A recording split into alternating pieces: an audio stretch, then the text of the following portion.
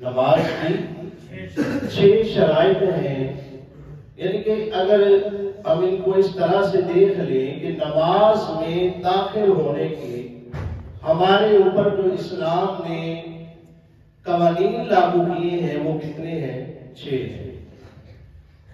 Number 1 پہ سب سے پہلے ہمارے بدن کا اور ہمارے کپڑوں کا پاک اور صاف ہونا، یہ پہلی شرط ہے۔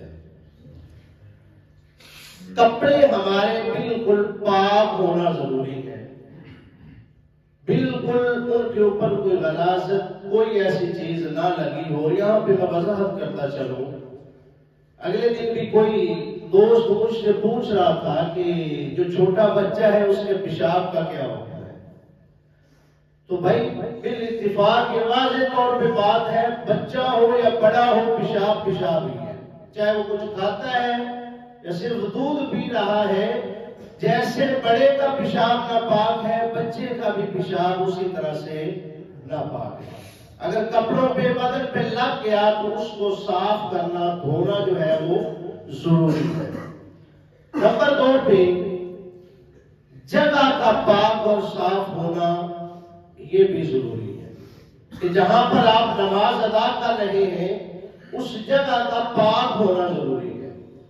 نمبر 3 پہ یہ بات ذہن میں رہے کہ بعض اوقات ہم یہ سوچ میں پڑ جاتے ہیں، کہیں نماز ادا کر رہے ہیں تو ہمارے ڈاؤٹ آ جاتا ہے کہ یہ جگہ پاک ہے کہ نہیں، مسجد میں آ گئے تو اس کی تو پریشانی ختم ہوگی، لیکن کہیں اور ہے تو یہ ذہن میں رہے جیسے کپڑے پہ غلاظت لگ جائے، اس کو پانی پاک اور صاف کر دیتا ہے۔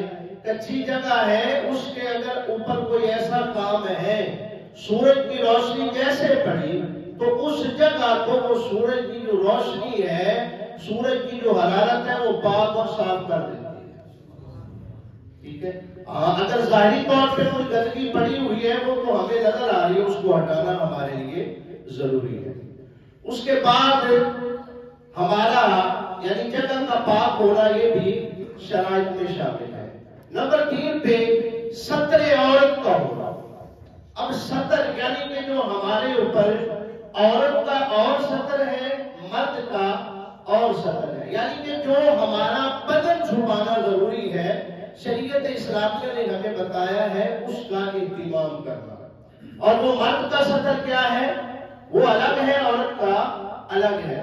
مرد کا ستر کیا ہے کہ آپ یہ جو ناف ہے اس سے لے کر یہ گھٹنے، یعنی کہ یہ ہمارے جو گوٹے ہیں، ان تک ڈھکا ہوا ہونا، چھپا ہوا ہونا یہ لازمی ہے، یہ ضروری ہے، ٹھیک ہے جی، یہ واضح ہو گیا۔ اور ایک بات اور بھی کہ بعض اوقات یہاں پر ہمارے نوجوان بچے جو ہیں یہ شرٹس وغیرہ ایسی پہن کے آتے ہیں جن کے اوپر تصاویر بنی ہوتی ہے، تو ایسی تصاویر والی، چاہے وہ جانور کی تصویر ہے چاہے کسی انسان کی تصویر ہے، اس کے ساتھ نماز نہیں ہوتی، نماز نہیں ہوتی۔ کوشش کریں کہ پینٹ شرٹ سے ہٹ کے اگر آپ مکمل پردہ لباس پہن کے آئے تو وہ بہتر ہے، بہرحال نماز پھر بھی ہو جائے گی، نماز پھر بھی ہو جائے گی۔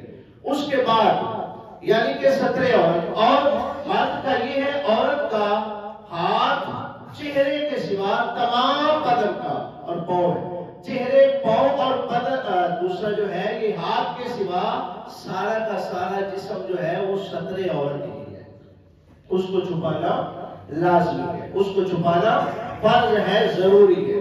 یہ ہمارے جو ہے شرائط کے اندر یہ چیز بھی شامل ہے۔ اس کے بعد نمبر 4 پہ ہے استقبال قبلہ۔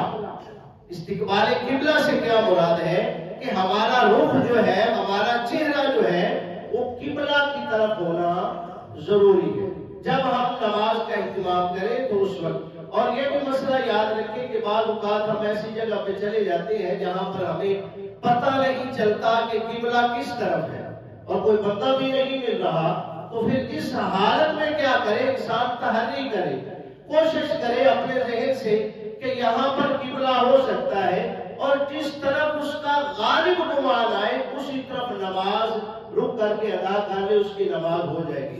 ہاں اگر کوئی بتانے والا آ گیا وہاں کا رہائشی وہاں کا اقامتی اور اس نے بتا دیا کہ اس طرف قبلہ نہیں ہے، آپ غلط سمت نماز ادا کر رہے ہیں، تب آپ دوبارہ جو ہے وہ سیدھی سمت کی طرف نماز کو ادا کر سکتے ہیں۔ لیکن اگر آپ ادا کر رہے ہیں، 2 رکعتیں ادا ہوگی باقی 2 رہتی ہے، نماز کے اندر اس نے آپ کو اشارے سے بتا دیا تو آپ کی پہلی رکعتیں ہو جائے گی، دوسری طرف آپ رک کر کے باقی نماز ادا کر سکتے ہیں۔ لیکن آپ نماز پڑھ کے بیٹھے ہیں، آج اس نے بتا دیا کہ نہیں بھائی یہ تو آپ غلط طریقے سے پڑھ رہے ہیں، غلط سمت پڑھ رہے ہیں، پھر دوبارہ نماز ادا کرنا ضروری ہے۔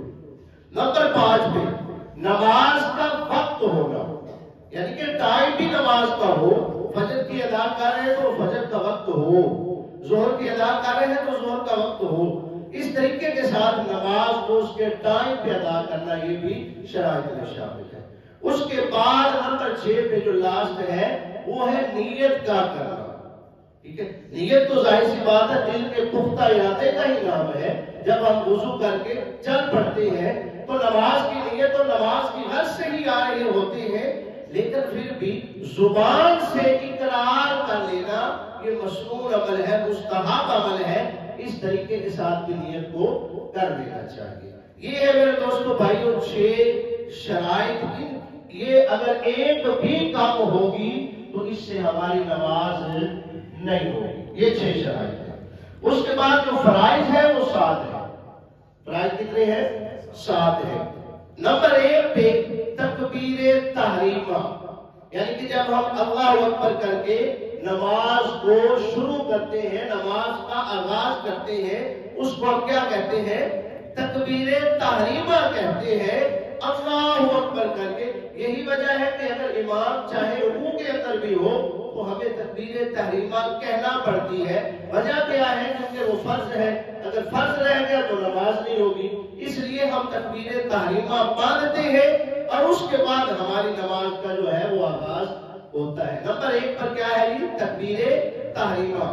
نمبر 2 پر جناب محترم ہے قیام کرنا، یعنی کہ جو ہم سیدھا کھڑے ہوتے ہیں۔ اس بھی میں آپ کو عرض کر دوں کہ ایسے ہی جیسے امام صاحب رکوع کے اندر ہوتے ہیں تو ہم فوراً سے جو نماز کے اندر شامل ہونے کی کوشش کرتے ہیں تو اس کے لیے ہمیں تکبیر تحریمہ باندھ کے چاہے 1 سیکنڈ کے لیے کیوں نہ ہو ہمیں قیام کر کے پھر رکوع کی طرف جانا چاہیے، نہ کہ اللہ اکبر کر کے سیدھا ہم رکوع میں چلے جائیں۔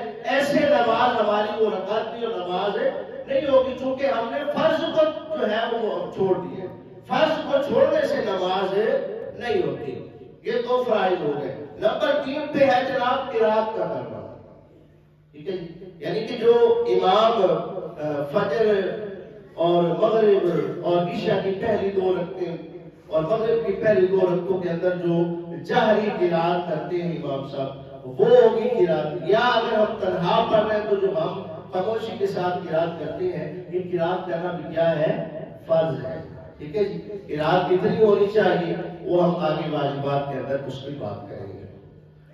نمبر 4 پہ ہے جناب محترم رکوع کرنا، یعنی کہ رکوع کرنا جو ہے یہ بھی کیا ہے؟ فرض ہے۔ اور رکوع کی کنڈیشن اور حالت کیا ہونی چاہیے؟ فقہاء کرام فرماتے ہیں کہ جب آپ رکوع کے اندر ہو تو اگر آپ کے کمر کے اوپر پشت کے اوپر پیالہ پانی کا یا دودھ کا رکھا جائے تو وہ بھی نہ گرے، اس طریقے کے ساتھ، یہ نہ ہوگا سے ایسے تھوڑا سا ہوئے جھکے اور وہاں پہ کسی کو کوئی تکلیف ہے کوئی عارضہ ہے وہ الگ بات ہے، لیکن جان بوجھ کے ایسے رکوع کرنے سے نماز نہیں ہوتی۔ نمبر 5 پہ جناب محترم سجدہ کرنا، سجدہ کرنا یہ بھی کیا ہے جی؟ فرض ہے۔ نمبر 6 پہ ہے جی قعدہ اخیرہ، یعنی جو ہم آخری تشہد بیٹھتے ہیں، آخری تشہد جو بیٹھنا ہے وہ کیا ہے؟ ہمارے اوپر فرض ہے۔ قعدہ اخیرہ، آخری تشہد بیٹھنا یہ فرض ہے۔ نمبر 7 پہ جی خروج بسرعہ، یعنی کہ دونوں طرف سلام کرنا، سلام پھیرنا، یہ بھی ہمارے لیے کیا ہے؟ فرض ہے۔ یہ 7 فرائض ہیں نماز کے اندر، یہ اگر ان میں سے کوئی ایک بھی بھولے سے رہ گیا، جان بوجھ کے رہ گیا، جان بوجھ کے چھوڑا تو گناہگار ہوگا، پھر نماز بھی دوبارہ لوٹانا پڑے گی۔ لیکن اگر بھولے سے کوئی رہ گیا تب بھی اس کی نماز نہیں ہوگی اگرچہ وہ سجدہ صاحب بھی کر لے، نماز نہیں ہوگی فرض کے رہ جانے کی صورت میں۔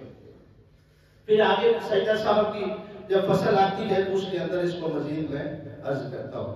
اب آگے ہے کہ واجبات نماز، یہ ہے فرائض، شرائط، اور اب ہے واجبات کہ نماز کے اندر واجبات کتنے ہیں۔ یہ ہم نے ان ساری چیزوں کا اہتمام کرنا ہے۔ واجبات کتنے ہیں؟ 14 ہیں واجبات۔ نماز کے کتنے واجبات ہیں؟ 14 واجبات ہیں۔ ان کو ادا کرنا ہمارے لیے ضروری ہے۔ اگر یہ بھولے سے رہ گئے تو پھر یہ سجدہ سہو کی حالت میں پورا ہو جائے گا۔ اگر جان بوجھ کے چھوڑا تو پھر ہمیں نماز کو لوٹانا پڑے گا، دوبارہ ادا کرنا پڑے گا۔ اچھا جی، واجبات جو ہے وہ 14 ہیں۔ اب دیکھیے گا کہ فرض نمازوں کی پہلی 2 رکعتوں میں قرات کرنا، یہ کیا ہے؟ واجب ہے۔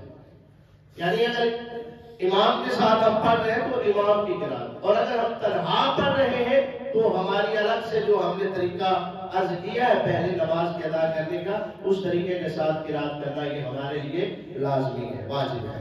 نمبر 2 پہ جی فرض کی جو ہر رکعت ہے اس کے اندر سورہ الفاتحہ کا پڑھنا، یہ کیا ہے؟ لازم ہے۔ اگر آپ امام کے ساتھ پڑھ رہے ہیں تب آپ اس کو پڑھیں گے نہیں، تنہا پڑھ رہے ہیں تو پھر آپ پڑھیں گے، وگرنہ امام کی قرات ہی مقتدی کی قرات ہوا کرتی ہے۔ نمبر 3 پہ فرض نمازوں کی پہلی 2 رکعتوں اور واجب، سنت اور نفل نمازوں کی تمام رکعتوں میں سورہ فاتحہ کے بعد کوئی سورت یا ایک بڑی آیت یا 3 چھوٹی آیات کی تلاوت کرنا، یہ کیا ہے؟ واجب ہے۔ یہ بھی لازمی پڑھنا چاہیے، یعنی کہ ہم ایک سورت پڑھ لیں یا ایک آیت پڑھ لیں یا چھوٹی 3 آیات پڑھ لیں تو یہ ہمارے لیے واجب ہے، اتنی تک جو قرات ہے وہ ضروری کرنی چاہیے۔ اس کے بعد نمبر 5 پہ جناب محترم سورۃ الفاتحہ کو کسی اور سورت سے پہلے ہی پڑھنا، یعنی کہ جب بندہ سورۃ الفاتحہ سے پہلے کوئی سورت پڑھ لے، ایسا نہیں، بلکہ واجب کیا ہے؟ سورۃ الفاتحہ پڑھنا، اور اگلا واجب کیا ہے؟ سورۃ الفاتحہ کے بعد کوئی اور سورت پڑھنا، یہ بھی واجب ہے، ترتیب یعنی کہ قائم رکھنا۔ اس کے بعد ہی قوما کرنا، یعنی رکوع سے اٹھ کر جو سیدھا کھڑے ہوتے ہیں، یہ بھی ہمارے لیے ضروری ہے۔ اس کے بعد جلسہ، جلسہ کیا ہے؟ یعنی 2 سجدوں کے درمیان جو ہم تھوڑی سی دیر کے لیے بیٹھتے ہیں، یہ جلسہ ہے۔ یہ بیٹھنا جو ہے یہ بھی کیا ہے جی؟ واجب ہے۔ بعض اوقات یہ بھی دیکھا گیا ہے کہ ہم نماز پڑھ رہے ہیں، جناب جلدی سے ایک سجدہ کیا، دوسرا ابھی تک اٹھے نہیں ہے صحیح طرح سے، پھر دوبارہ سجدے میں، تو ایسا سجدہ نہیں کرنا، بلکہ جلسہ جو ہے یہ ہمارے اوپر واجب ہے۔ نماز میں 2 سجدوں کے درمیان ہمیں بیٹھنا چاہیے۔ اس کے بعد ہی تعدیل ارکان، یعنی کہ رکوع ہے، سجدہ ہے، جتنے بھی ہمارے ارکان ہیں نماز کے، ان کو آہستہ سے آرام سے ادا کرنا، یہ بھی کیا ہے جی؟ واجب ہے۔ ایسے نماز کو ادا نہیں کرنا جیسے ہمارے کو پیچھے لگا ہوا ہے، جلدی جلدی سے نماز پڑھی اور بھاگ گئے، ایسے نہیں، بلکہ آرام سے آہستہ سے ریلیکس ہو کے نماز کو ادا کرنا، یہ واجب ہے۔ اس کے بعد جناب محترم دونوں کانوں میں تشہد پڑھنا، یہ بھی کیا ہے؟ واجب ہے۔ یعنی ہم اتحیات بیٹھتے ہیں تو ان کے اندر اتحیات پڑھنا، یہ کیا ہے؟ واجب ہے۔ اس کے بعد جو پہلا قاعدہ ہے جس کو ہم قاعدہ اولا کہتے ہیں، 2 رکعتوں کے بعد جو ہم بیٹھتے ہیں اتحیات کے لیے، یہ بھی واجب ہے۔ یہ بھی کیا ہے؟ واجب ہے۔ اگر یہ رہ جائے گا تو پھر بھی ہماری نماز جو ہے وہ مطلب سجدہ سہو سے ادا ہوگی، اس کے علاوہ نماز ادا نہیں ہوگی۔ اچھا جی، اب آگے جناب محترم 12ویں جو ہے وہ السلام علیکم ورحمۃ اللہ کے ساتھ نماز ختم کرنا، یہ بھی واجب ہے۔ یعنی السلام علیکم ورحمۃ اللہ، السلام علیکم ورحمۃ اللہ، اس طرح سے نماز کو ختم کرنا، یہ بھی واجب ہے۔